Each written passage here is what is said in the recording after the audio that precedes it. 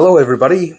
Today, I would like to talk about all the negativity and the fear and all these things that we're constantly bombarded with on social media.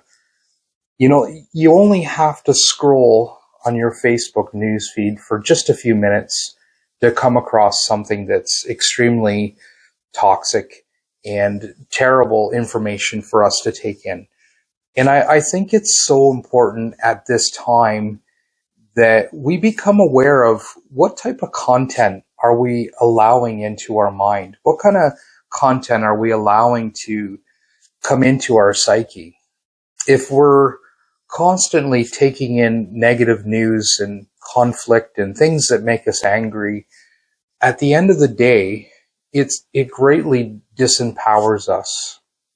I've had this rule for a very long time that if I'm not going to work toward a solution on a problem, I'm not going to think about that problem.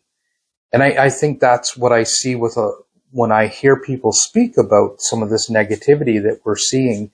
I hear them talk about it and it's like they're juicing all this information, but they're not going to do anything with it.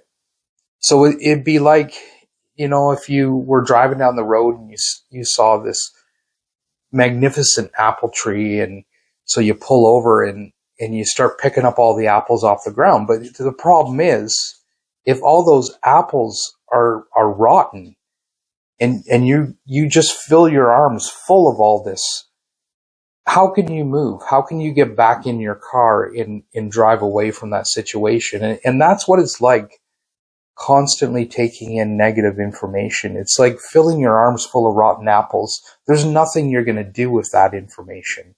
There's nothing you can make with those rotten apples that you're holding.